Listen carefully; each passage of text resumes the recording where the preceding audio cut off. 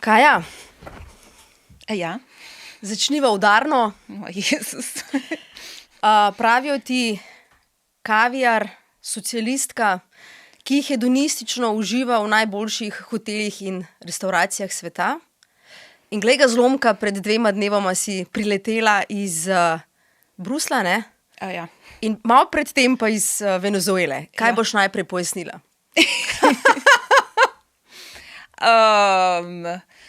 Ne vem, kje naj začnem. Oboje je bilo vezano na restavracije. V Venezuelo, glede na to, da pišem tudi o zunanji politiki, mi je bila Venezuela vedno neka destinacija, ki sem jo res hotela obiskati, tako da sem zagrabila to priložnost. Sem hotela že decembra, so bili leti odpovedani zaradi znane situacije. V decembra nismo vedeli, da bo aretacija predsednika Bilo je januarja. tik pred zdajci je bilo, tako da mali državni udar. Bruselj v bistvu zelo nedramatično v primerjavi z Venezuelo, ampak to je to. Kaviar, socialistka. Mislim prav, če tako hočejo, pa naj bo. Ti si ena izmed v svetovnem vrhu, bomo rekli, novinark, kulinaričnih novinark, strokovnjakinj za gastronomijo. Koliko poletov imaš na leto? Na leto imam približno nekje med 90 in 95 poletov. To, kar smo zdaj vse omenili, glede tvojih potovanj in tega, kar počneš, lahko mogoče poveš sama, kaj še vse počneš. Sicer sva midve dolgoletni sodelavki tukaj na RTV Slovenija, trenutno delaš na spletni strani, tudi rtvslo.si, kaj še vse počneš? Ja, jaz še vedno sem zaposlena na RTV-ju, sicer polovično. Še vedno pišem o zunanji politiki predvsem in pa kulinariki, pa potovanjih. Poleg RTV-ja sem v zadnjih letih si razvila nek tak kulinarični krog, kamor potem pride vse od raznih konzultacij, restavracij do sodelujem tudi z Slovensko turistično organizacijo. Napisala sem slovensko turistično strategijo med letoma 2018 in 2023. Napisala sem knjigo Ane Roš Sun and Rain za ameriško založbo Phaidon. Vodim okrogle mize po svetu in v Sloveniji. Predavam tudi na sommeliejskem tečaju v Sloveniji, in sicer o gastronomiji po svetu. Potem pa se udeležujem tudi raznih prireditev, podelitev najboljšim restavracijam, tudi najboljšim hotelom in barom. To nekako na kratko se mi zdi. Absolutno se vrnemo h Caracasu, ker me zanima seveda par stvari, ni veliko ljudi, ki tja potuje. Ampak glede tvojega dela, ne, ti si celo končala na novinarskem častnem razsodišču. Hvala. Prosim, Hvala začetek udaren, si sem rekla. Ker kaj točno je bilo, no? Mislim, če citiram lahko, ker imam v spominu, to je že kar nekaj let od tega, ampak se mi je vtisnilo, je promoviranje življenjskega sloga, ki si ga večina Slovencev ne more privoščiti. To je bilo nekako to. Zdaj si lahko mislim svoje, zakaj in kako so me prijavili na novinarsko častno razsodišče. Dejstvo je, da kot nekdo, ki je začel pisati o kulinariki pa o vinih, ko sem bila še dosti mlada za slovenske razmere, imaš ogromno nekih, da ne bo kdo užaljen, ampak moških srednjih let, ki so v tem malo dlbli in so se počutili blazno ogrožene kar naenkrat. In tudi, ko me je Ana izbrala za pisanje svoje knjige, tudi od tega že kar nekaj časa, je bilo jasno veliko takih, ki so se spraševali, zakaj ravno mene. Tako da jaz približno vem zgodbo v ozadju, kako je prišlo do te prijave na častnem razsodišču. Z njo se ne obremenjujem kaj precej, zato ker iz mojih izkušenj se ljudje blazno radi spravljajo na gastronomijo. In to je še posebej neka taka lepa slovenska lastnost. Zgodovinsko lahko to povežemo s tem, da Slovenija nikoli ni imela neke aristokracije, tako da tudi nekako bolj ta italijanski način uživanja, dolce vita, in to pri nas ni bil nekako razvit. Bog ne daj, da bi se usedel nekje na pijačo, da bi hodil ven v lokale. To je pri nas, zlasti po nekaterih delih Slovenije, še vedno nekako nezaslišano. Kaj šele, da bi kdo potoval po svetu samo zaradi restavracij. Ti lahko pišeš v Sloveniji o kulturi, o visoki modi, o avtomobilizmu, kjer so avtomobili neskončno dražji od nekega degustacijskega menija. In te noben ne bo napadel, če pa pišeš o gastronomiji, si pa takoj tarča vsega možnega. In jasno se zavedam, da ker delam na javnem mediju, sem bolj podrobno gledam, ampak je treba tudi izpostaviti, da jaz sem si ustvarila neko svojo kariero, ki je tudi malo ločena od RTV-ja, in ljudje, ki me vabijo po svetu, njih res ne briga, kaj jaz objavim in če sploh kaj objavim na RTV-ju.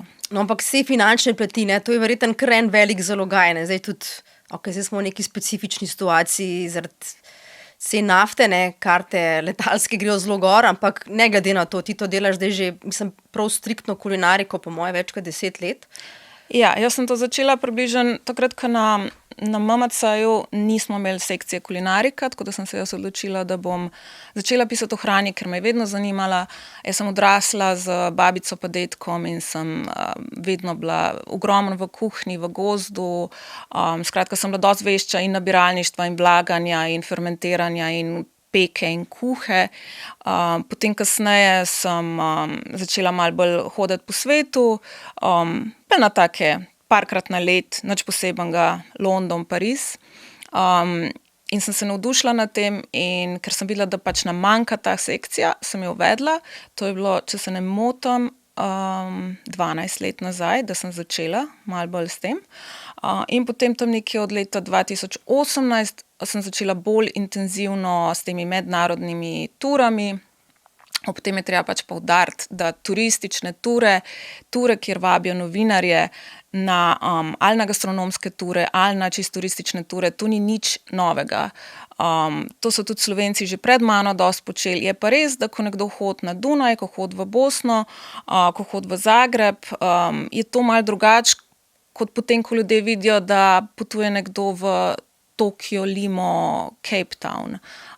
Tukaj je ta razlika.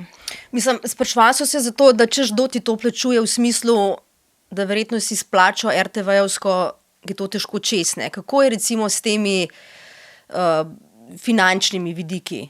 Kako deluje v tem svetu novinarjev gastronomije? Kako poteka ta svet? Kot prvo, nikoli nisem razumela, zakaj bi se mogla jaz braniti. Lahko bi konec koncev imela bogatega partnerja, tako da to neko pojasnjevanje in opravičevanje mi je šlo vedno precej na živce.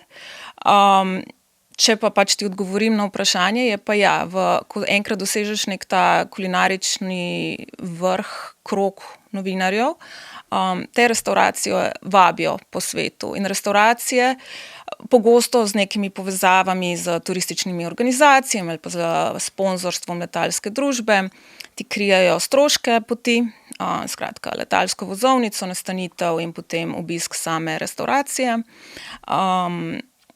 Tako da brez nekih pričakovanj, da poudaram, brez nekih zahtev, da napišeš članek v zameno, celo več v zadnjih letih, ker ne gre ravno. Jaz sem pač novinarka stare šole, jaz rada pišem dolge članke, ampak v zadnjih letih, zlasti ko gre za gastronomijo, je šefom, restauracijam bolj pomembna neka objava na Instagramu, kot pa članek na MMC-ju brez zamer do moje matične hiše. Kako pa je ta Instagram spremenil gastronomijo? Spremenil jo je precej, ogromno. Tako kot se tiče samih novinarjev, kot šefov. Šefi danes črpajo nekako navdih iz Instagrama. Šefi, ki ne potujejo, recimo, oni zlasti gledajo, sledijo vsem nekim največjim restauracijam in se tako nekako navdihujejo, brez da bi dejansko poskusili jedi, kar ni optimalno, ker je pač okus tisti, ne videz jedi. Ko gre za novinarstvo, so družbena omrežja žal zelo sesula novinarstvo, zlasti kulinarično novinarstvo, tukaj govorim. Včasih pred leti, takrat, ko sem jaz začela, ali pa še pred mojimi časi, so ljudje dobivali za članek v nekem tujem mediju tudi po 1000 evrov. Danes, jaz pišem tudi za neke italijanske medije, pa za hrvaške, danes dobiš, ne vem, za recenzijo restauracije v Identità Golose, ki je nek zelo uveljavljen in referenčen vodič v Italiji, 20 evrov na članek. Zato, ker večina ljudi dejansko ne kupuje več teh medijev, ne kupuje revij, ne kupuje časopisov, vsi dobijo vse informacije, kar rabijo za nek obisk destinacije iz spleta, iz Instagrama, iz TikToka. In dejansko eni od teh uporabnikov so zelo dobri, tako da danes, ne vem, če potuješ, na pamet govorim, Merido na Yucatan v Mehiki, ti najdeš na TikToku zelo dobra priporočila, kam na najboljše takose, recimo. In dosti hitrej, ne rabiš brskati kaj dost, če si vešč TikToka, če si vešč Instagrama, imaš to pred sabo. Kar pa seveda pomeni, da kulinarični novinarji niso več plačani za svoje delo. Zato jih je ogromno mojih kolegov po svetu prešlo na PR, na konzultacije restauracijam, kar je etično rahlo sporno ali pa precej, ampak žal so časi taki, da ne moreš brez tega, ne moreš brez, da bi delal še nekaj zraven in ne moreš brez, da bi sprejemal te plačane obiske tujih destinacij. Se pa to malo spreminja, ne?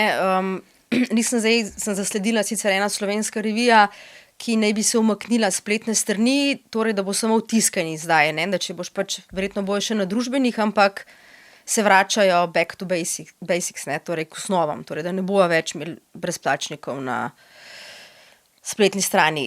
Zanj sem gledala en intervju z Gaganom, šefom indijskim, enfant terriblom, recimo temu kulinaričnega sveta, tudi do njega prideva in on zdaj namerava v Indiji odpreti eno restauracijo, v kateri bojo prepovedani telefoni. Ja. Ne? Torej, da sploh ne boš mogel to zaradi, ne, ko pač nekdo plača 350 € za mini, je prva stvar, da ga bo fotografiral, ne, dal na Instagram.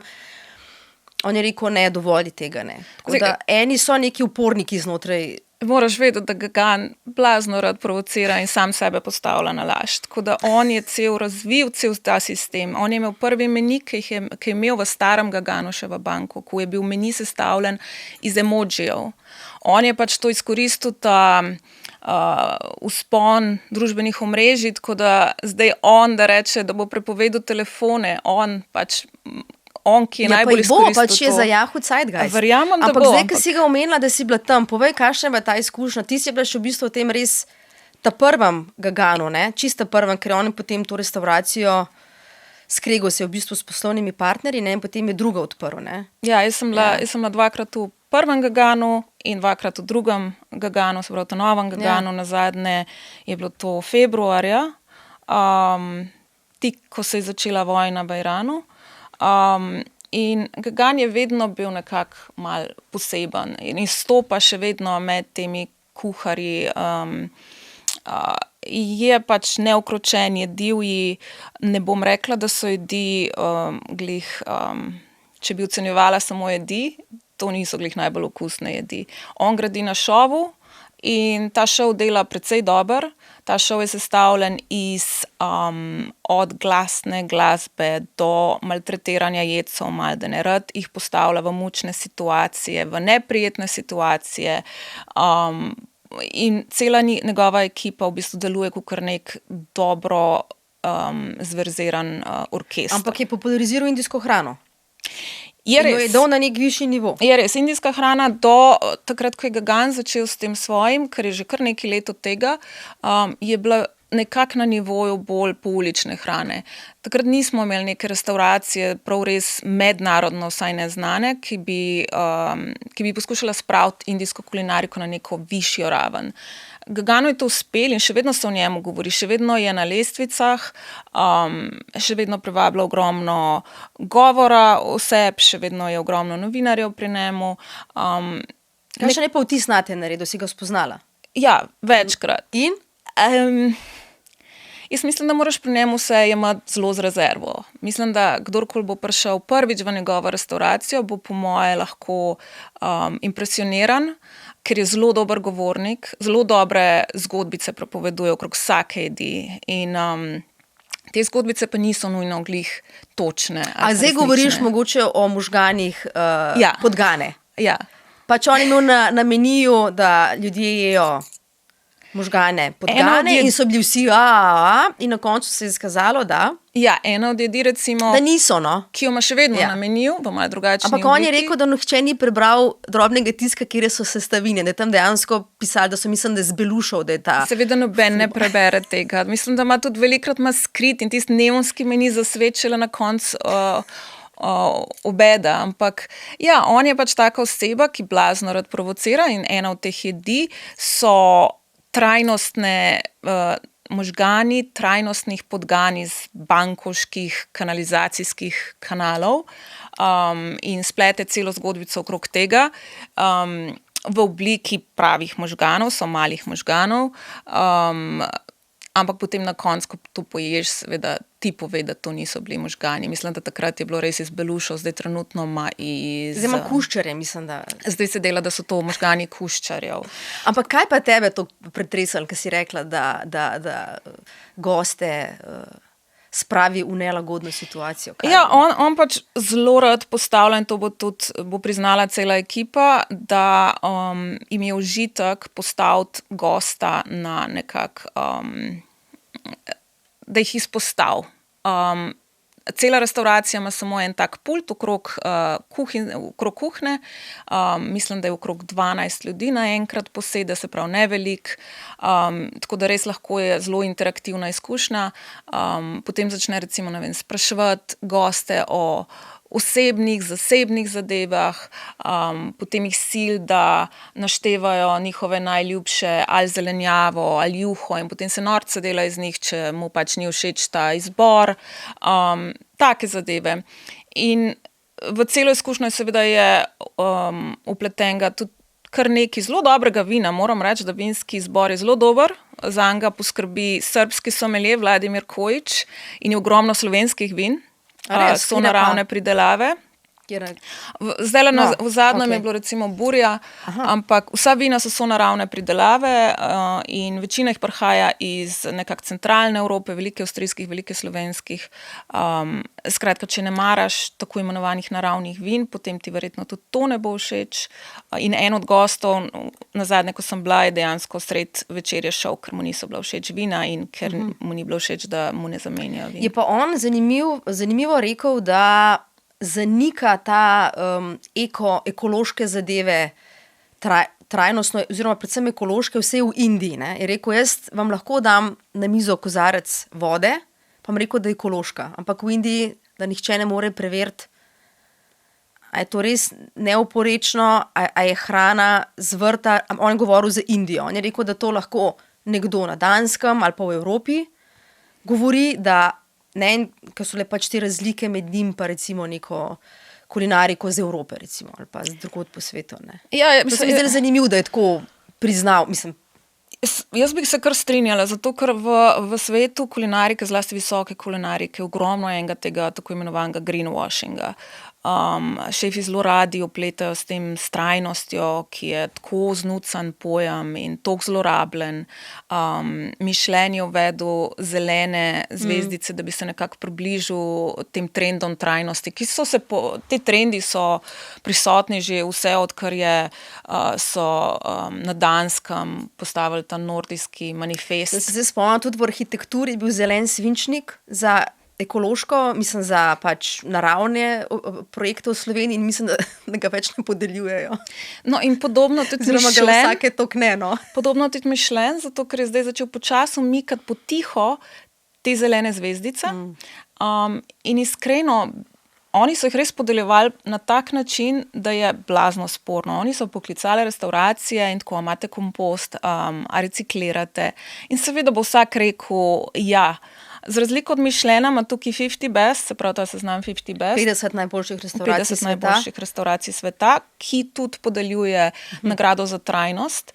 Ima precej bolj stroga pravila in pošlje vsem restauracijam tak kar debel fascikel, zelo natančno, zahtevajo številke, zahtevajo dokumentacijo. Skratka, če že primerjamo tukaj, so vsaj tam bolj dosledni. Ampak ja, ta izraz trajnost, pa potem vsak šef ima vrt in potem vidiš in je tisti vrt, ne vem, ena gredica z baziliko in z krešo, kar jasno ne more oskrbovati cele restauracije. Tako da jaz bi včasih res hotela manj teh zgodbic, pa malo, mislim, za vse bo boljšno.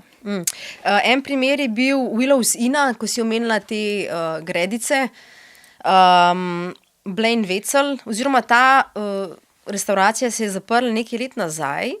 To je na enem otoku, bila v ZDA in on je ravno govoril, da je vse z tega otoka, da je vse eko-bio, da se je samo oskrbovano in potem se je izkazalo, da so zmrznjene hobotnice Španije in Portugalske. Skratka, tako no, mislim, kaj je bilo še recimo? Ja, ta restauracija je... Piščanci iz Idaha, divjačina, vzrejena na farmi, v Idahu, ja, podobno s piščanci. Jaz bi rekla, napitani. Da to ni edini primer tega, ko restauracija prodaja neki, v resnici pa pač uporablja neki drugega. Ampak mi govorimo tle o visoki kulinariki, mi ne govorimo o nedeljskem kosilu z družino. Ja, in pač Willow Zinn je bil toliko na udaru kritik, takrat je bil članek v New York Timesu, ki ga Julia Moski napisala. Ona ga je razkrila, ne? Ga je razkrila, ga je raztrgala, v tem članku je bilo vse od tega, kar si že omenila, se pravi, kako je nekako goljufal z sestavinami, ne skozi, ampak pač ne skozi. Vsi delamo napake. Ampak so bile tudi določene obtožbe psihičnih zlorab, spolnih zlorab. Willow Zinn restauracija je bila zanimiva, jaz nikoli nisem bila, ampak je bila na otoku ob obali Washingtona in film Meni je bil dejansko delno posnet prav po tej restauraciji. In potem, ko se je to razkril, preprost restauracija ni prenesla tega. Moraš vedeti, da pač Amerika je država nasproti in država, kjer je zelo močna ta cancel kultura, še danes, kjer so zelo radi se suvajo, zlasti restauracije in neke stvari, ki bi šle mogoče čez v Evropi, v Ameriki ne grejo čez. Tam ima zelo radi take članke, kjer se suvajo restauracije, se suvajo šefe, brez nekega širšega konteksta. Tukaj ne zagovarjam Willow Zinna, ampak govorim, ker je bilo več takih člankov, kjer so bile določene zadeve izpostavljene, ki so krivične. Ampak ja, Willow Zinn se je zaprl, Blaine Wetzel je odšel v Maldane pozabo, preselil se je v Mehiko svoji punci, Danieli Soto Inez, ki je zelo znana mehiška kuharca, ki je ravno odprla svojo restauracijo. Willow Zinn danes je neka taka črna pika v svetu kulinarike, ampak zagotovo pa ni edina in takrat, ko je prišlo to na dan, sem jaz najbolj to izpostavila, da mi ni všeč, ko članki izpostavljajo eno samo restauracijo. Te problemi v restauracijah obstajajo po celem svetu in če ti ne postaviš tega v kontekst in ne izpostaviš problematike, širše problematike fine dininga, jaz mislim, da s tem člankom nisi nič naredil, samo nekako na grmado si postavil enega posameznika. Ampak mislim, da je zdaj največji škandal ever Noma in odstop Renija Redzepija. On je bil celo mojster Vecla, ne? On je bil pri njemu, mislim, da v Nomi tudi celo, ampak to je pa zdaj, mislim, da to je bil pa predseden, se mi zdi, no? Da je ena taka restauracija, ta šef potem odstopil, ker je bila, kot si ti rekla, javna tajna o teh zlorabah v kuhinji, kjer je bojda fizično obračunaval z njimi in tako naprej. Pravijo celo, ena raziskava je bila narejena med ljudmi, ki delajo v kuhinjah z Michelinovimi zvezdicami in je en opisal, da bruha predno gre na delo in ima prebavne težave, da mu mečejo hrano v glavo in da v bistvu da se telo njegovo pripravlja, kot bi šel na fronto. Ja, velikrat je delo v restauracijah tega ranga, velikrat je kot da greš na fronto. Primerjajo z vojsko. Ampak potem še pravijo, da to moraš da čez, ne, če hočeš to postati. Ne. To se pogojuje, da to moraš, če želiš. Kot prvo, najprej nekaj zgodovinskega ozadja. Pač to, da so blazne psihične zlorabe, občasno tudi fizične zlorabe, da so delovniki dolgi tudi po 18 ur, da ljudje ne spijo. To je nekaj, kar je zelo široko razmahnjeno med restauracijami višjega ranga, zlasti v preteklosti. V zadnjih letih so se stvari spremenile, tudi s posameznimi članki, ki so to izpostavljali. z to woke kulturo. Me too gibanje. Vse to je vplivalo nekako, da so se tudi restauracije začele malo bolj pogovarjati in probale narediti malo bolj življenjsko okolje. Kar pa ne pomeni, da je to vsem ratalo. Noma se je dejansko tega zavedala že pred časom in kar je najbolj hinavsko pri tem članku, ki ga je tudi napisala Julia Moskin, in poznamo zadnje zgodbe in vem, da je Julia Moskin že nekaj let skušala zadala si za svojo karierni cilj, da se suje Nomo. Noma kot najboljša restauracija na svetu, Noma kot še vedno ena najbolj referenčnih restauracij na svetu. Ona si je zadala cilj, da se suje Nomo. Ampak ni verjetno njen cilj, če je pač človek zlorabljal zaposlene, ne? Kako bi to besedila, da ne bo izpadlo, kot da podpiram to. René Redzepi, ki je tako kot ogromno najboljših kuharskih mojstrov, ni najbolj uravnovešena oseba. Veliko kuharskih mojstrov je genijev in vsi vemo, da so geniji vedno nekako na robu norosti. René Redzepi se je tega zavedal, tega problema in je že pred leti priznal to, in obstaja podcast, obstaja več intervjujev, on je takrat to priznal, da se ni obnašal v redu, da se je zavedal teh težav in da je poiskal pač pomoč terapevta in se tudi umaknil delno iz kuhinje. In po vseh pričevanjih tistih, ki so delali v Nomi v zadnjih letih, odkar je uvedel te spremembe, je delovno okolje v Nomi dosti boljše. Jaz poznam ljudi, ki so delali v Nomi, poznam ljudi, ki danes delajo v Nomi, ene par mojih zelo dobrih kolegov. Ampak velikih ne zdrži dlje kot en dan, ne. Gagan je bil en dan, je zdržal v Nomi, ne. Eni zdržijo 3 dni, redki zdržijo dolgo. Kaj, to je tako, kot... 5 ali 3 leta, okej, pa ti si prej povedala, kako je on zaključil, ne. To je tako, kot jaz bi primerjala z vrhunskim športom. Če ti treniraš balet, bo isto mučno. Če ti treniraš vrhunski šport, bo isto mučno. Veliko teh zadev. In ja, tudi če si v vojski, bo blazno mučno. Ti boš imel tudi psihične zlorabe, boš imel fizične zlorabe. Kar ne pomeni, da je to v redu. Jasno. No, se pravim, zdaj smo pač, razumeš, tako kot si rekla, ok, delaš 18 ur, ni pa treba, da dobiš krožnik hrane v glavo, ne. Lahko 100-krat režeš, ne vem kaj, eno korenček, ni pa treba, da te en v steno prebije, zaradi tega, ker pač ni dost ni treba, lepa kocka. Pač. In ja, je stvar debate, koliko mora biti te discipline, konec koncev, kjerkoli poklicu, koliko je potrebno neke discipline, koliko je potrebno nekih pritiskov, maldane mobinga tudi na delovnem mestu, kadar ti razvijaš kar ne bi bil vrhunski kader. In tukaj je stvar debat. Zame osebno, recimo psihično nasilje, ni nič boljše od fizičnega. Osebno celo bom raj, če me nekdo enkrat udrine, kot da mi, ne vem, dan za dnem govori, kako sem nesposobna. V kuhinji... A se da v kuhinji brez tega? Da se, poznam kuharje in se da. Vprašanje je, koliko boš ti lahko dosegel. Eni so prepričani, da ti dosežeš vrhunskost samo s tem, samo z takim zelo strogim drilom. Eni imajo drugačen odnos. Eni so šli čez to in so zdaj drugačni v svojih kuhnjah in poskušajo delati na dosti bolj blag način. Je pa res, da generacije se tudi spreminjajo in današnje generacije mladih, one ne bi več delale več kot 8 ur, ne bi več delale za vikende, COVID je spremenil stvari in vse več se jih je odmaknili z gostinstva. Pa tudi prav, da opozarjajo na to, da ne želijo v takih pogojih delati v bistvu, ne? Definitivno, jaz mislim, da to ni za vsakega. Če so prejšnje generacije, toliko in to generacije bilo tih, ne? Naj tukaj omenim še nekaj, kar se pozablja, da veliko ljudi, ki delajo v kuhnjah, tja niso prišli mogoče kot Ana Roš ali pa kot David Žefrani iz Milke, ki so diplomirani, ki so nekako tudi mogoče imajo neko akademsko ozadje.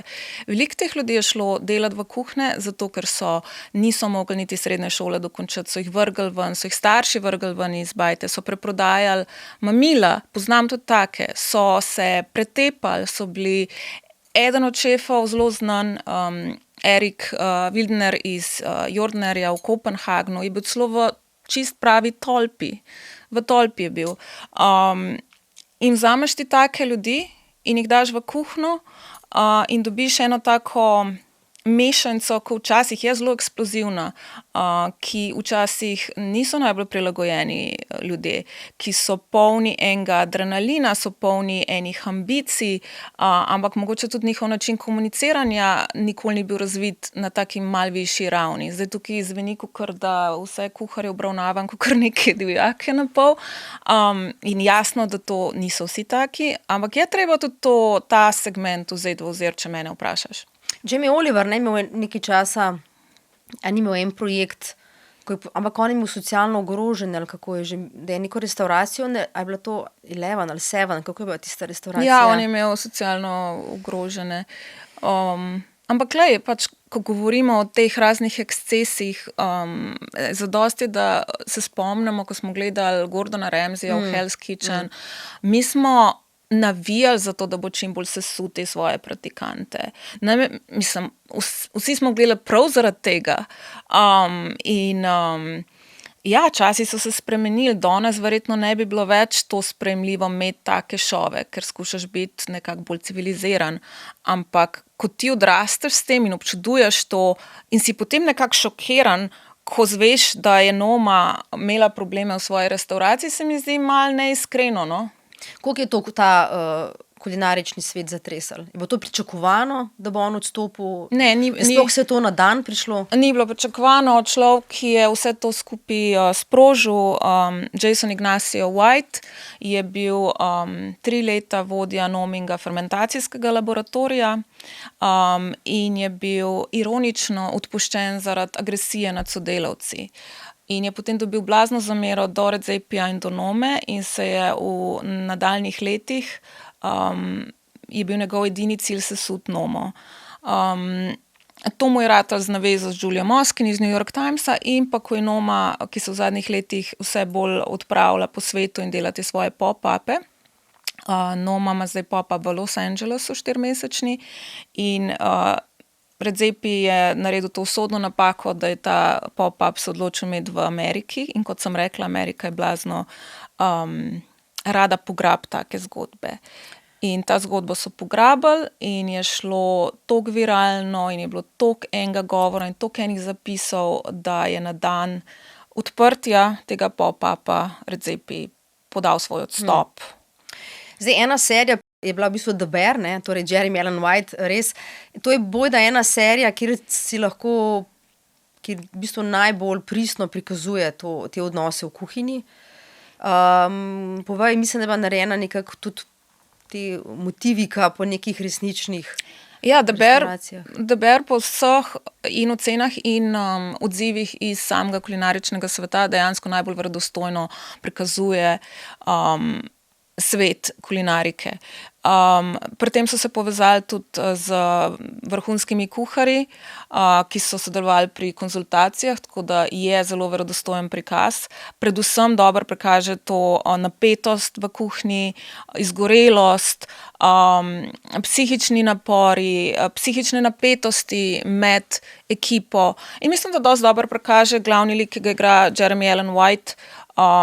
Ne moreš reči, da je negativen lik, ampak vidiš pa tudi dosti negativnih lastnosti. In taki ponovadi so kuharji, blazno talentirani, ampak tudi labilni, z izbruhi, niso sposobni eni zves obdržati, imajo probleme s substancami, hitro jim lahko popihaš na ego, hitro jim lahko sesuješ ego. Enkrat mi je bilo zanimivo, ko smo se pogovarjali, da je tudi ni lahko biti novinar te visoke kulinarike, ne. Bojda je tudi dosti teh prehranskih motenj med novinarji, oziroma eksplicitno, ne vem, bulimija recimo, ker včasih so kakšni tudi 2 okuševanji, ne, v enem dnevu in zdaj te hodi so, ne vem, 8, 12, 25 hodi meniji, mislim, ne. Definitivno, jaz sem včasih pisala o glasbi in sem potem prešla na kulinariko, poleg politike. Vmes sem nekaj pisala še o smučarskih tekmah in zgleda kot totalno nepovezane teme, ampak resnici vse to je tak neverjeten tempo, to je tako kot seks, droge in rock'n'roll življenjski stil. Ali je to v glasbi, ali je to v Tudi visoki šefi so, ne, kulinariki. kuharski, kot Tudi neki šefi. rockerji, ne? Šefi so Mislim, zvezdniki. zvezdniki. Šefi imajo svoje grupice. Tako da ta svet privablja določen tip človeka in ne samo med šefi, ampak privablja verjetno tudi nas, ki nas malo bolj privlači tak svet, ki ni monoton, ki je vedno razburljiv, ki ima ogromno, veliko drame ima. Meni kot nekomu, ki piše o tem, mi je ta vidik zelo zanimiv. Mi je mogoče bolj zanimiv ta vidik od samega menija. Všeč mi je preučevati malo karakterje ljudi v tem svetu. In zdaj sem že toliko časa v tem, da sem lahko tudi dosti cinična in dosti pikra do vsega tega. Še vedno mi je pa blazno zanimiv. In to je tudi okolje, ki ima toliko enih posebnežev in toliko enih outsiderjev, ki se druge niso najdel, da je tudi, da veliko ljudi najde sebe v tem okolju. Kakšna drama? Drame so včasih z lestvicami, kdo se uvrsti, kdo pade iz lestvice. Drame so lahko na samih novinarskih turah, potem imaš, kdo se preveč napije kdaj, kdo se ne pojavi, kjer bi se mogel. Imamo tudi kakšne hujše drame, če spustimo samo Nomo, je bil tudi, poznamo kuharja, ne bomo omenjali imen, ampak ki je malo preveč, so se zabavali za Silvestrovo z raznimi substancami in je povozil svojega sušefa, ki je ostal tetraplegik. Tako da ja, ni to samo degustacijski meni in šampanjci in beli prti. Jaz sem te zdaj hotela naslednje vprašanje dati, kaj bo najbolj eksotična jed, ki si jo jedla, in je totalno neprimerno vprašanje za tole, kar si zdaj povedala, ne. Zato bo še eno vmesno vprašanje. Okay. Kako to potem zbalansiraš? Mislim, meni so to travmatične stvari, ki si jih zdaj omenila, no? Ja, definitivno so in jaz osebno poznam sebe tako dobro, da vem, da če bi samo to delala, brez enega premora, ki ga imam doma, mislim, da mi ne bi znesel. Mislim, da bi me odnesel, ker ti živiš na nekem adrenalinu. Ja, seveda ogromno je alkohola vpletenega, že sam pri degustacijskem meniju so vinske spremljave. Potem je jetlagi, vstajanja sred noči. Ni tako lahko, kot se ljudje predstavljajo, pa ne, da bi se pritoževala, ampak res ni za vsakega. Rada izzivaš usodo? Ja, precej, ja. Poleg tega Carakasa zdajle, ne, tudi mislim, da prvi dan epidemije si ti letela v prvi dan epidemije. Severna Italija. Ja, kako se to spomniš? Jaz sem med pandemijo Pandemija je zelo zavrla, jasno, gastronomski svet in svet nasploh in jaz kot nekdo, ki ne more ostati na miru prav dolgo, sem seveda iskala načine, kako iz države in sem šla med drugim takrat v Dubaj, ker je bil Dubaj odprt.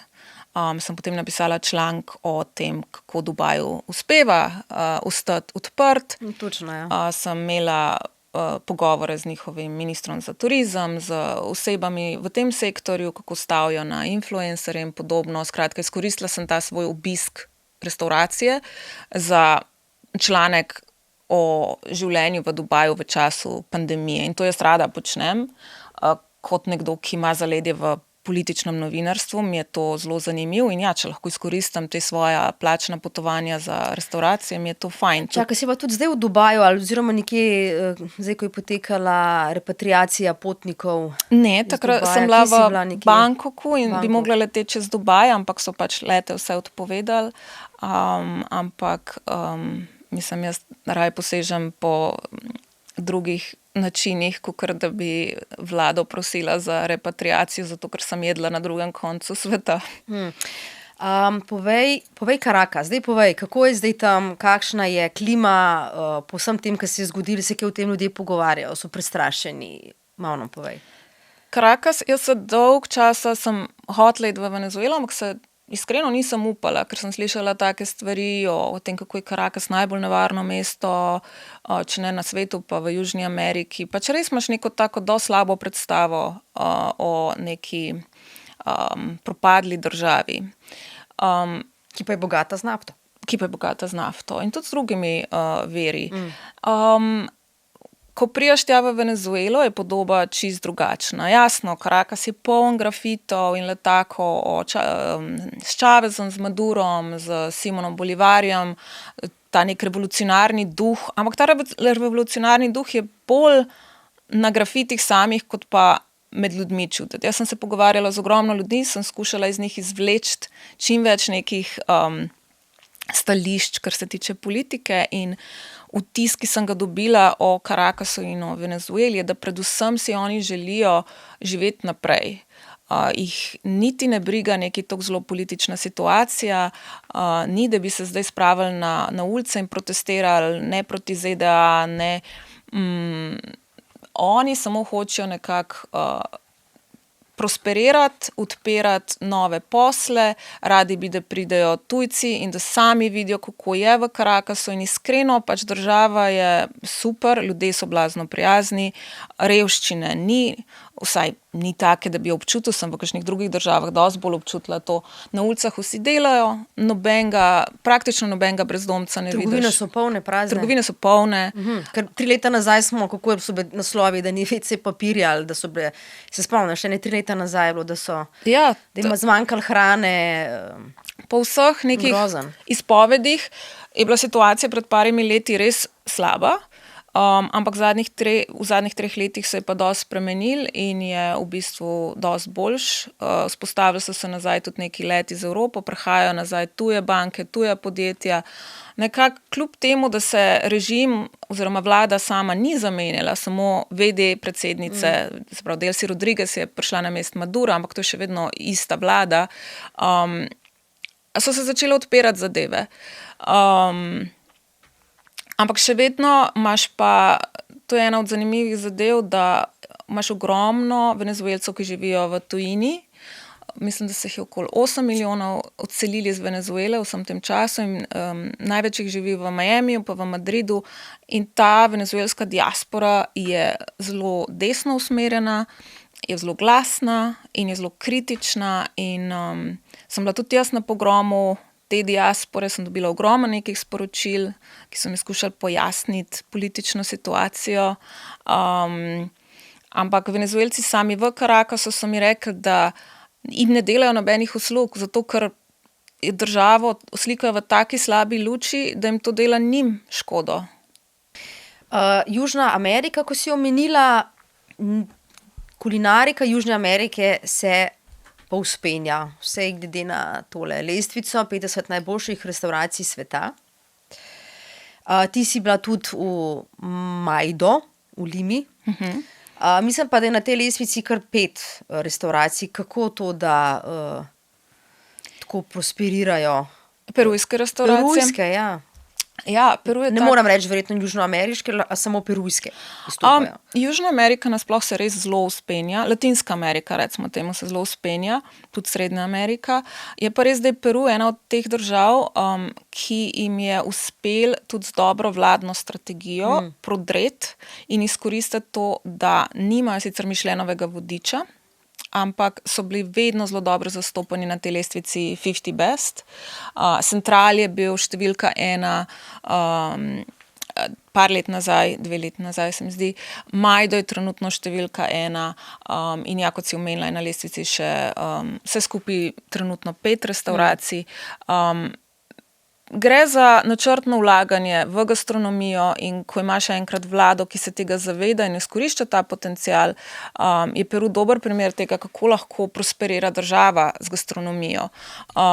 Vsi, ki trdijo, da je gastronomija nekaj za preseravanje, bi mogli si malo bolj podrobno pogledati ta primer Peruja, ker Peru je še vedno je revna država, to ni neka bogata država in konec koncev tudi njihova tradicionalna kulinarika je v bistvu vezana zelo veliko na revne sestavine, imaš koruzo, imaš ogromno, na tisoče vrst gomolnic in krompirja.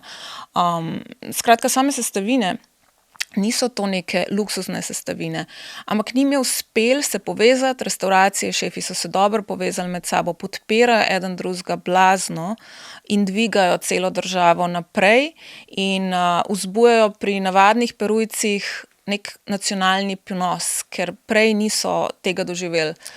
Ampak kako rateš najboljši? V čem je razlika, a veš, vsi, ki so na tej lestvici, 50 najboljših na svetu, kaj tisto, kar te naredi najboljšega? Ja, jasno, to ni objektivna ocena, kdo je najboljši, tako da tudi jaz osebno Ti si zelo kritična. Mislim, zelo kritična. Celo ne vem, če si čist se strinjaš s trenutnim prvim mestom, kot je bilo razbrati iz tvojega pisanja? Se ne strinjam. Moraš vedeti, da je tudi v tem svetu ogromno lobiranja. Ogromno. Latinska Amerika pri tem kar prednač. Kaj podkupujejo? Ne, podkupovanje ne, ampak eden od načinov, kako si lahko ti malo višje na lestvici, je jasno, če imaš več teh prestor. Več novinarjev, ko povabiš, več je to potencialnih glasovalcev, voterjev za 50 Best, ki so sicer anonimni, tako da ti malo ugibaš, kdo je in kdo ni. Potem v Latinski Ameriki so zelo radi priredijo neke take ogromne zabave, kamor povabijo vse in vsazga, in so priljudni in teče alkohol in povabijo druge šefe, svoje kolege, ki so tudi voterji. In si s tem dosti izboljšaš možnosti. In ja, kot sem rekla, za razliko od mogoče Evrope, je Latinska Amerika blazno dobra pri držanju skupaj. Ampak to lahko legitimnost niža, ne? Absolutno. Absolutno. Tako kot vsi seznam je tudi 50 Best poln enih pomanjkljivosti. To ni seznam, ki bi bil absolutno verodostojen. Okay, pa kaj dela zdaj, da prideš vse med top 5-10 recimo? Nekaj mora biti posebnega. Kaj je tisto? Kako iz koruze narediš? Nam rekla kokico, to znamo mi.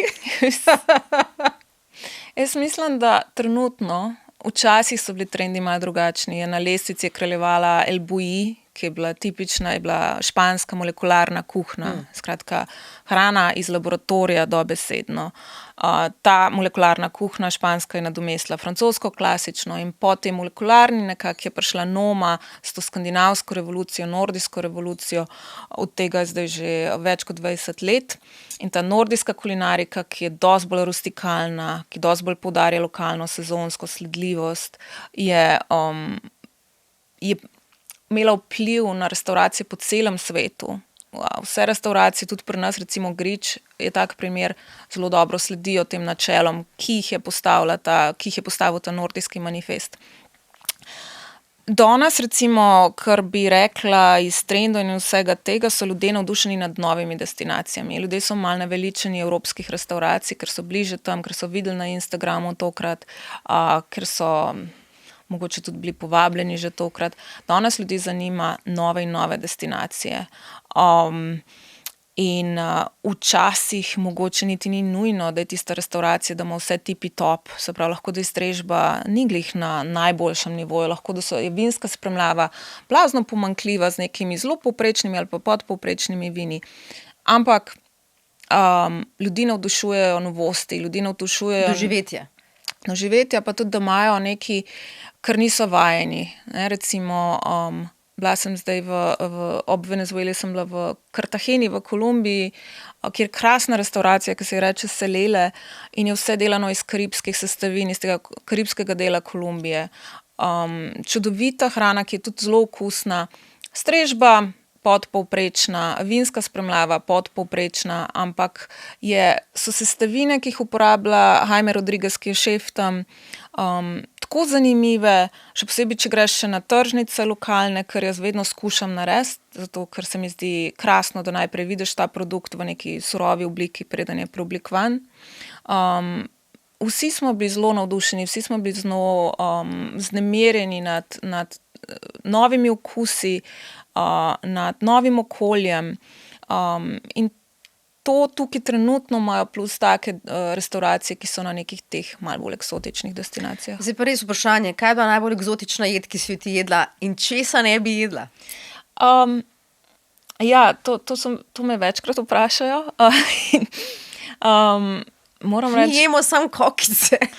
Ja, jaz iskreno ene od teh najbolj divjih jedi, ki jih je Anthony Bourdain preizkušal, recimo živo kobrino srce. Probala to? Nisem. Nisi. Nisem. To je že malo tako mučenje živali. No. Kar jaz ne bi pojedla, kar ne moram pojesti, so zadeve, ki še vedno migotajo. Tako da karkoli še vedno migota. Dej povejva, kako je bilo s to kačo, no? Ker to so jo v bistvu na živo s škarjami. Ja, v bistvu jo živo odreš in potem iztrgajo srce. Iztrgajo srce, ki še utripa. Poješ, zaliješ potem ponovadi z alkoholom. Jaz sem sicer pila na Tajskem, imajo v alkoholu potem recimo vložene male rogove od jelenov ali pa žolč tudi od divjačine. Kar se tiče same hrane, probala sem zadeve, kot so, ker se meni niti ne zdi neki toliko zelo, ampak kit, tjulen, take zadeve, mali ptički v cvrti. Nič od tega ni toliko zelo, da bi bilo blazno perverzno, če mene vprašaš. Imaš zdaj kakšne težave, da je kakšna vrsta ogrožena? Ponavadi v restavracijah samih ogroženih vrst ne strežejo. Zato, ker preprosto, omenjala sva družbeno omrežje, to pride na družbeno omrežje takoj. Tako da nekih ogroženih vrst so pa neke mejne, recimo, ne vem, jegulje. Jegulje je tak primer, ki jih je Evropska unija uvrstila za ne glih ogrožene, ampak nekje na meji ogroženosti in je celo pozvala restavracije, da jih ne strežejo več. Restavracije, zlasti babaski, še vedno strežejo, to je njihova nacionalna jed, maldane, se pravi baby jegulje in to še vedno strežejo, to sem tudi večkrat že jedla. Kiti so ogroženi tudi, ne? Kiti, delfini, recimo na Ferskih otokih, ko sem bila, jejo pilot whales, kar je v bistvu delfin. Ni ogrožen, ampak ja, sem probala. In? Kakšno je? Ni glih najboljš, ni da bi to si želela jesti. Tjulne je, moja sestra živi na Novi Fundlandiji, kjer jejo tjulne, kjer je tjulno dejansko preveč in posegajo v zaloge polenov, ki so jim glavni vir. Tako da tjulne odstreljujejo, pri tem, da tradicionalno so jedli njihove meso, v modernih časih se ljudje malo bolj odmikajo od tega, ampak jaz zagovarjam, da če žival že ubiješ, da potem pač skušaš saj res izkoristiti se, da ne da jo ubiješ samo zaradi krzna, recimo, ne, ampak če že tam, potem pojej še meso.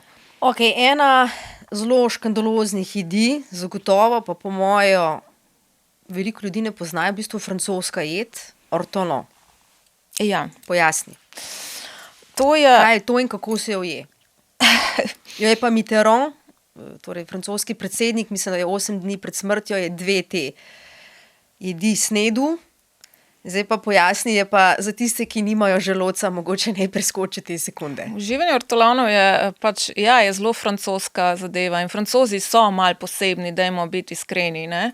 To je vrtnarica ali vrtni strnat, sem poiskala. Ja, ogrožena. Ptico, pevko mala, mehen ptiček. Mehen ptiček, ogrožena, ampak zlasti na francoskih dvorih, pa potem kasneje v predsedniških palačah so blazno uživali in še vedno potiho uživa v tem, ki je bolj obred nekako. Ti to ptičko utopiš v... Ne, najprej jo ujamejo. Pol jo pa nasilno hranijo. Nasilno jo hranijo, utopijo v konjaku, pripravijo in potem jo ti nekako po tradiciji ješ z prtičkom na glavi, nekako, ker je to iz sramu, ali pa nekako, da svet ne bi videl. Da Bog ne vidi. Da Bog ne vidi. In ja, to je nekaj, kar je Mitterrand si zaželel za svoj zadnji obrok, tudi če se ne motim, je blazno kontroverzno, jasno, ampak še vedno, jaz nisem tega nikoli jedla, ampak vem pa, da če si to zaželiš, boš našel. Se pravi, to je ta črni trg, ne? Bojda obstaja in da je tam od 150 € dalje so cene. Ne? Ti imaš ogromno zadev, ko so zelo perverzne na azijskih trgih, ne, recimo plavuti morskega psa. Perverzne za naše kulturološko okolje, a veš, To bi bilo, z kjerga vidika jaz gledaš, nikoli nočem soditi po naši kulturi, nikoli. Ampak gre za to, da jaz postavljam mejo med uživanje živali, kar se mi zdi normalno, ali pa nekako mučenje živali za naš lasten užitek, kar pa se mi ne zdi sprejemljivo. Tako da recimo na Kitajskem tisti mit ker eni še vedno ne vejo, ali je res ali ne, da ujameš živo opico, ji odrežeš lobanjo in potem ješ možgane, ki v bistvu še utripajo. To se mi zdi grozno. Ja. To je sicer zelo taka napol mitska zadeva. Eni pravijo, da to ne obstaja, da je samo v nekih legendah. Po filmu Indiana Jonesa. Tako, ja. Kar je tudi malo bolj postavljaš širši javnosti to zadevo. Druga stvar, ki je taka, so te plavuti morskega psa, ki so zelo priljubljena zadeva v kitajski tradicionalni medicini, verjamejo, da imajo določene moči, mislim, da je za potenco in podobno. Ti dejansko morskemu psu odrežeš plavut in pustiš morskega psa, da pogine v vodi, kar je jasno svojevrstno mučenje, ne. Ampak, če ti greš, recimo, če potuješ po Kitajskem, če potuješ v Hongkongu, boš imel cel kup teh tržnic z takimi zadevami. Se pravi, še vedno boš najdel te plavuti morskega psa, ne glede na to, da je seveda prepovedan uvoz v EU in na zahod, ampak tudi, če greš po kitajskih četrtih, ne vem, v Bangkoku, recimo v Manili, boš najdel juho iz plavuti morskega psa. Si poskusila meso psa? Ne. Bi? Bi verjetno. Jaz ne ločem tako zelo med živali, zame je, ne vem, luškano jagenje isto, kakor luškan pes. Pa pri tebi zanimivo, da si bila prej vegetarijanka, ne? Ne, jaz sem bila vegetarijanka 9 mesecev. In to bom priznala, da iz nekih modnih vzgibov. Pa si bila pa zelo srborita. Modnih vzgibov, takrat, kar rabiš, nekaj, da boš poseben, da boš opozarjal nas, to je bilo že kar nekaj časa nazaj. Zdaj so itak vsi vegani in vegetarijanci. Ne, takrat sem res probala biti nekih 9 mesecev vegetarijanka. To je bil zdaj malo predah, da greva na naslednjo grozno jed zame. Balut.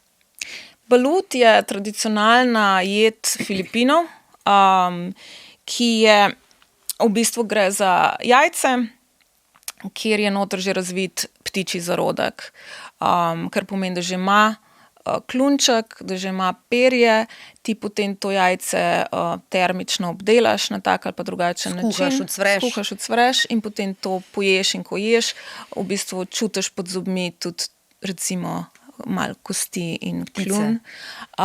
Jaz moram priznati, sem bila na Filipinih dolg časa nazaj, preden sem zares pisala o hrani in je bilo to, si to dobil na vsakem vogalu, nisem mogla probati. A pa je odprto to? Mislim, da vidiš noter ali cel jajc? Cel jajc, ja. Ne vidiš odprto? Cel jajc. Ko zgleda grozen, mislim. Zgleda zelo, zelo tako. Ja. Ja. Ok, predah, malo lažja tema, kavboj, kaviar. V bistvu je to vzdevek, zato ker imamo tudi v naših krajih, se pravi bikova jajca, ima več imen po svetu, preriske ostrige, recimo se tudi reče. Bikova jajca pri nas so bila v tradicionalni slovenski kuhinji nekaj časa dosti prisotna, zlasti si jih dobil mogoče v kakšnih kmetijah, gorskih kočah in podobno. Danes je že kar redkost najde to na meniju. Sem jedla in sicer je bilo to v gostilni Cajnarja, ki je sicer zelo dobra gostilna in priporočam in skušajo imeti na meniju malo bolj tradicionalne slovenske jedi. Pa deva še to, pajata? Pajata je pa tradicionalna jed iz Rima.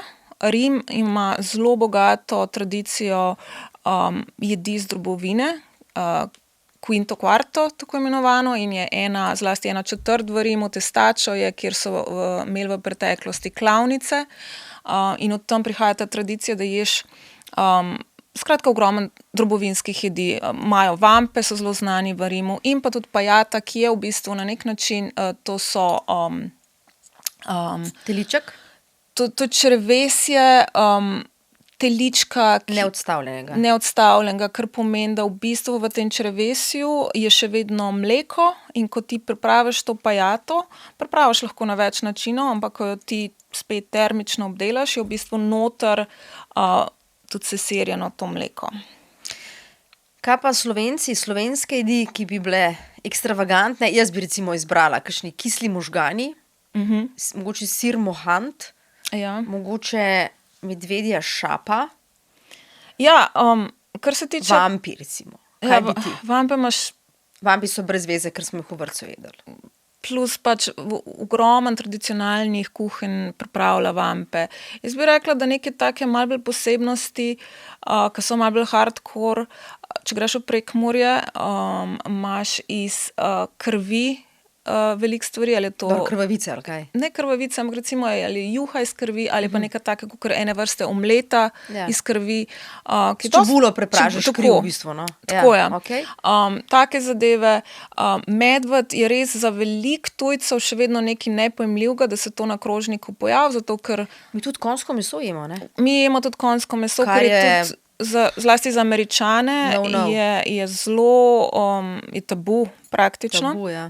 Pri medvedu je pa tako, da se ni, da bi pri nas bil na krožniku kar vsak dan, ampak jaz mislim, da pri medvedu je pa zlasti malo neugodno, kadar res dobiš to celo šapo, ker je ta šapa, ko je skuhana, pripravljena in na krožniku, res videti kakor človeška roka. No. A si v redu?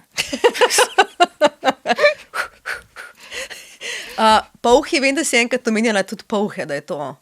Ja, polhi so tudi taka naša zelo posebnost in ta, meni se kar zdi fajn, no, to je moje stališče, poudarjati te neke tradicije, ki jih druge ne dobijo. Jaz skozi govorim, da tujci, ki pridejo v Slovenijo, v Ljubljano in me vprašajo po nasvetu, kam jest, niti eden ne reče, ki je kakšna fajn mišljenka za jest.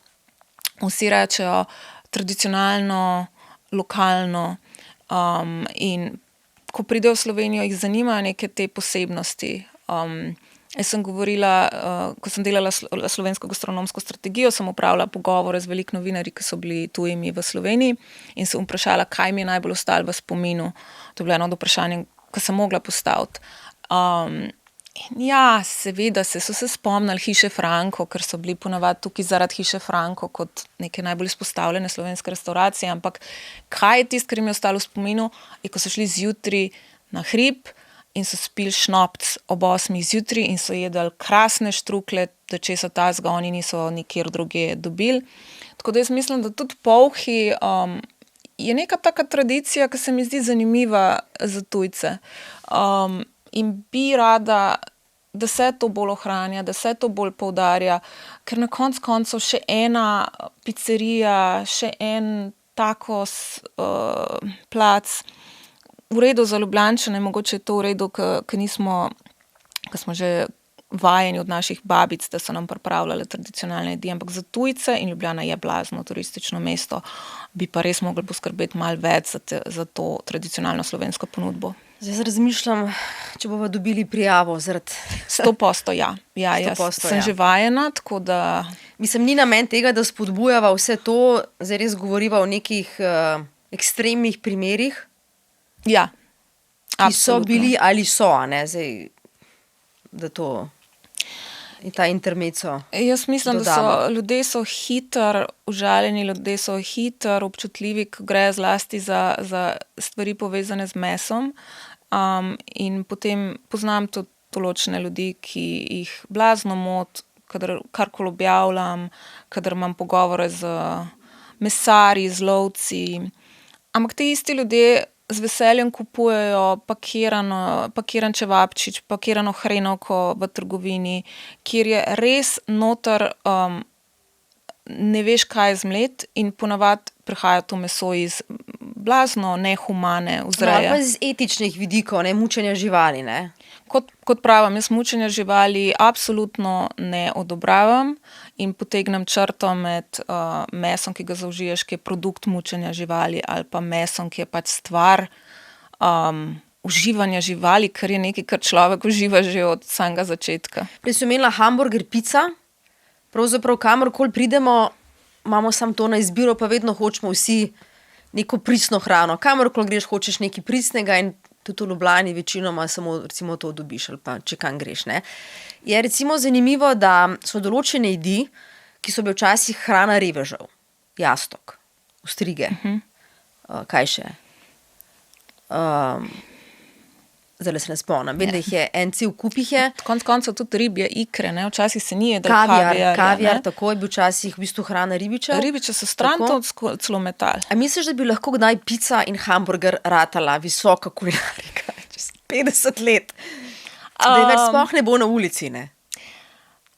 Tako, ne, pač, saj imamo gourmet burgerje, ne? Gourmet burgerji so kar doživeli nek svoj moment v nekem trenutku in celo Noma v času, ko je bila najboljša restauracija sveta in je zaradi covida so bile restauracije prisiljene zapreti svoja vrata, so se potem ozrle, kako nekako nadoknaditi, kako preživeti in Noma je takrat začela peči svoje burgerje, ki so bili visoko kvalitetni z lastnimi fermentacijami in to. Zadeva je bila toliko priljubljena, jasno, da so potem odprli svoj lokal, Popel se reče v Kopenhagnu, kjer strežejo samo te burgerje. Zdaj, jaz gledam na slovenski trg in kaj je najbolj priljubljena hrana, taka poulična hrana v Ljubljani. Nimamo prav veliko poulične hrane, ampak burek je še vedno neki, kamor si, ne vem, po noči, ko piješ ali pa če rabiš neki na hitrco zaužit, ni drag, je nasiten, skratka burek. Jaz mislim, da je velika tržna niša, kar že nekaj let govorim, ampak ne bom odprla svojega lokala, je imeti gourmet bureke. Skratka bureke z malo bolj iz kakovostnih sestavin, mogoče lahko uporabiš droženo testo, in potem daš malo bolj... Sprav, hočeš nam prodati burek za 15 €. Tako je. Hvala. Ti rečem, da bi bilo mesto za to. Ne uniči nam bureka. Ti veš, koliko v Ljubljani stane že krožnik pašte, če greš v Ljubljanci nekam jest, pa to ni neke vrhunske restauracije. Ogromen, pač to so cene, Vem, da stane solata v Ljubljani 13 €. Ja, tudi taka solata nasproti RTV-ja, ki jo greš iskat, zdaj pa pet v restauracijo. Pač ljubljanske cene so zelo visoke, tako da gourmet burek. Glej, ko si menila epidemijo, zdi se mi, da se je po epidemiji, da je to zelo drastično vplivalo, razen na v bistvu neko spremembo vedenja ljudi, ki je pač očitna, tudi v bistvu zelo na ta kulinarično zadevo. Jaz sem zdaj pomagala, ker v bistvu je res grozno, kaj vse se je zaprl po tej epidemiji, samo v Ljubljani, Magda, Kuča, gostilna pri Kolovratu, Menežerija, Pod Skalco, Bar Roža, Zlata ribica, na Rožniku se je zamenil lastnik, zdaj so polni časopisi, da se zapira legendarna gostilna Danilo v Ratečah pri Škofji Loki, restauracija 1906, na Bledu pa ponuja zajtrke in branče, ne. Kaj se je zgodilo? Jaz mislim, da pandemija je definitivno veliko spremenila. Predvsem, kot sem že omenila, je ogromno kadra zapustili to industrijo in gostinci imajo blazne težave dobiti kvalificiran kader in kader, ki bi hotel delati. Rekla sem že, danes ljudje nočejo več delati za vikend. Mislim, jaz delam za vikend na RTV-ju, ne. Nočejo delati več kot 8 ur, ampak v gostinstvu je to kar norma. Da omenim še od Ane Roš pekarna se je zaprla v Ljubljani tudi. Zakaj? Pač pomanjkanje kadra. To je velik problem. In to je eden glavnih problemov, zakaj restauracije trpijo. Potem imamo tukaj še razne birokratske seveda ovire in Slovenija ne olajšuje velikrat dela nekim malim podjetnikom. Struktura gostov, tako pravijo gostinci, da se je spremenila? Struktura gostov... Da so včasih starejši od 60 let, danes pa tam med 30 in 40. To je res. kar kaže na to, da mlade čedalje bolj zanima, tudi visoka kulinarika, kar je pozitivno, so bolj umikani, vse, kar so to družbena omrežja Zdaj se ne govorim visoki kulinariki, govorim tako čisto o slovenskih gostilnah, ne? Slovenske gostilne so pa tako. Tujci bojo iskali tradicionalne jedi. Jaz mislim, da domačini ne bojo toliko, ker tudi vem iz pogovora z raznoraznimi ljudmi, ki vodijo gostilne, kjer skušajo lokalno ponudbo, ker mislijo, to so naše babice delale in vsi vemo, da so naše babice boljš kuhale, kot restauracije kuhajo. To se malo spreminja, ampak očitno ne zadost. Drug problem je pa tudi, da s prihodom Michelina v Slovenijo, to je bilo leta 2020, veliko šefov, mladih šefov je začel kuhati za zvezdice in ne za svoje goste.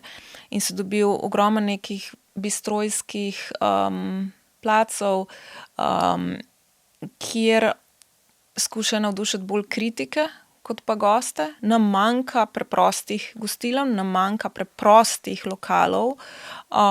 Govejo juhe ne dobiš nikjer, ne, ali pa kakšne mineštre. Tako skoraj nikjer. Skoraj težko.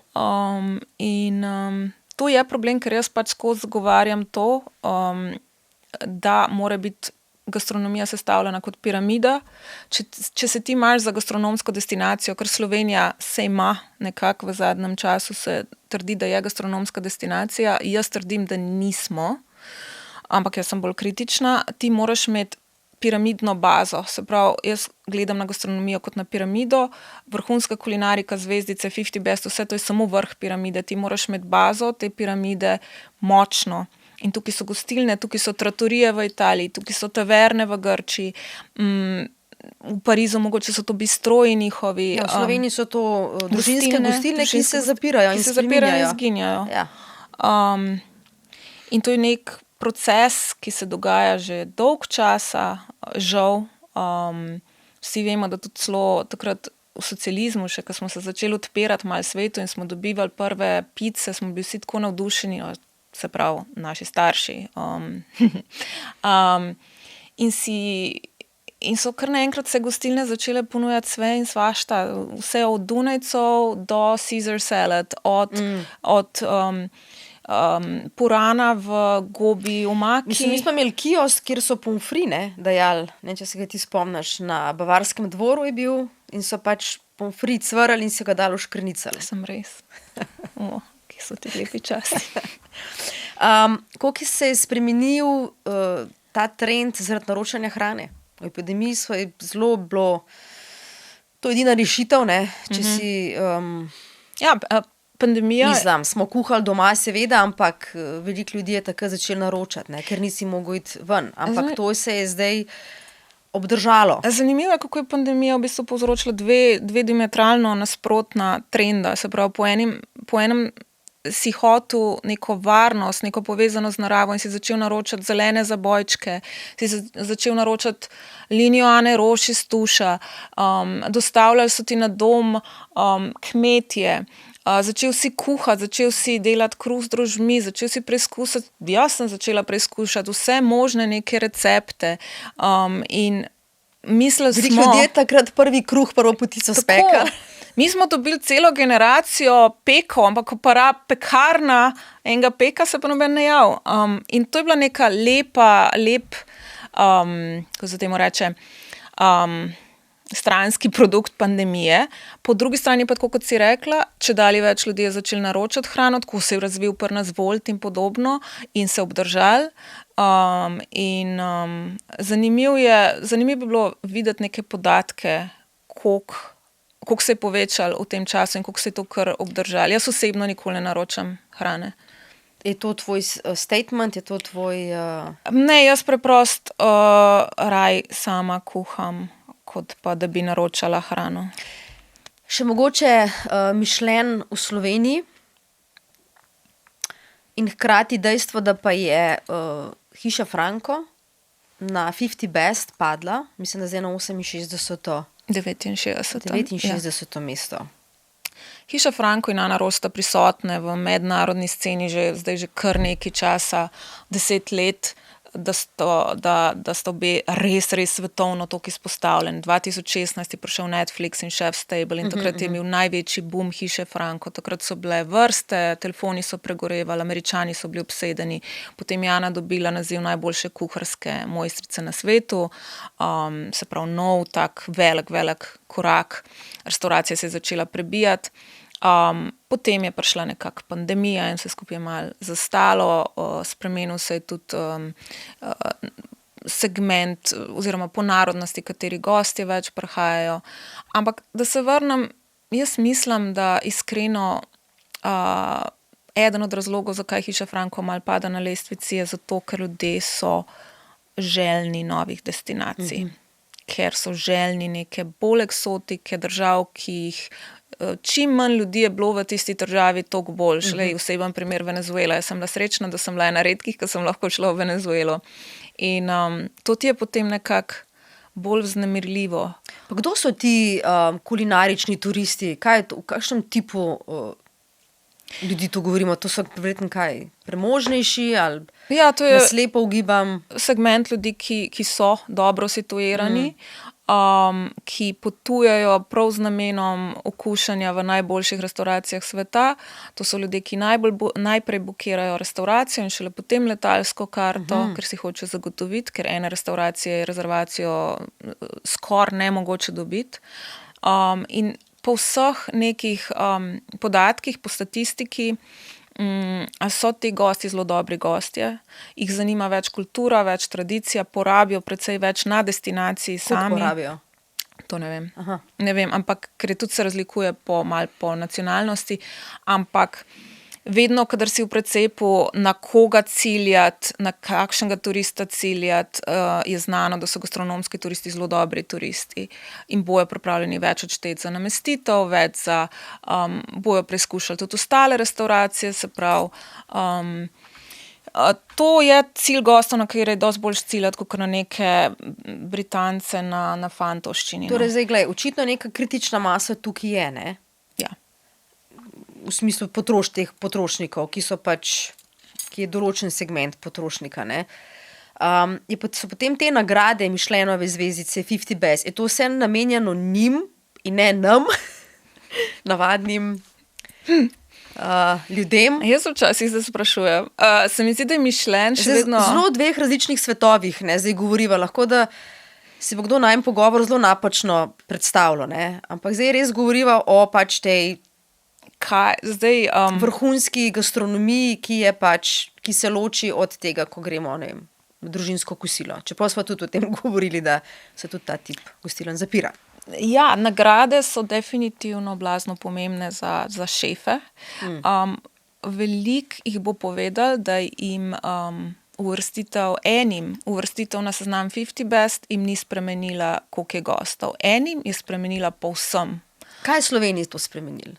V Sloveniji recimo Mislim, kar nekaj denarja damo za to, ne? Damo kar precej denarja, ampak... Skoraj 100,000 ali koliko? Ne, koliko? 950,000 za 2 leti je pogodba. 100,000 na mesec. Veliko je takih gostov, kot sem rekla, ki potujejo prav zaradi gastronomije in te si bojo ogledali Michelin, si bojo ogledali 50 Best seznam in si bojo ogledali še kakšne druge sezname in vodiče. In ogromno je takih, ki hlastajo za zvezdicami, samo da vidijo, da je Michelin, bojo šli v tisto restauracijo. Poznam ljudi, ki imajo denar, so kakšni poslovneži, mi pišejo, sem v Firencah, sem v Parizu, kam naj grem, pa da ima Michelinko. Skokaj, malo je to dolgočasno. Ampak jaz govorim za Slovenijo, ne? Zdaj, če dajemo skoraj milijon, hkrati pa praviš, da nismo gastronomska destinacija. Kaj zdaj tle vmes? Ko je prišel Michelin, moraš vedeti, da so te restauracije najvišjega ranga. V tistem času je bilo to recimo Hiša Franko, Atelier še takrat, Strelc, JB. To si zdaj vse v Ljubljani naštela, da je še kaj izven. Recimo Denk na Štajerskem, Zemono na Vipavskem. Te restauracije so, veliko teh restauracij živelo tujih turistov, ne od slovenskega gosta. zlasti hiša Franko. In tudi zaradi cenovne nekak nedostopnosti za nekega povprečnega Slovenca. Ko je prišel Michelin, je prišel v bistvu najboljšem času na nek način, ker je bil to čas pandemije in so bile meje zaprte. In tem restauracijam je ponudil nekako rešilno bilko, zato ker Slovenc do takrat velikrat ni bil vajen jesti v Michelinovih restauracijah in potem, ko so kar nekaj restauracij v tisti prvi seriji dobili zvezdice, so rekli, zdaj pa moramo videti, kako je jesti v restauraciji zvezdico. Smo takrat zvezdico. bone dobili, država nam je dala bone, da si bone, lahko šel, a veš, da si tiste bone dal za spanje oziroma za... Ja, tudi za restauracije in za spanje. Ampak to je bil tisti takojšen efekt, je bilo to, da je povprečen Slovenc, ki hodi v restauracije, si je želel takoj preveriti, kako izgleda večerja v restauraciji z 2 zvezdicami Michelinovimi, ker če so tazga prej on ali še ni bil, ali pa vsaj pri nas še ni bil. Tako da to je bil nekak tak hipen efekt tega. Koliko imajo učinka zvezdice na sam promet restauracij, na sam obisk destinacije, se pravi Slovenije, to je stvar debate, nekih številk statistike tukaj ni. Sva proti koncu, ne? Je še kakšno jed, hočeš? No, povej. Ne, Kjero? ne, nima. Hvala, Kaja. Prosim, Katja.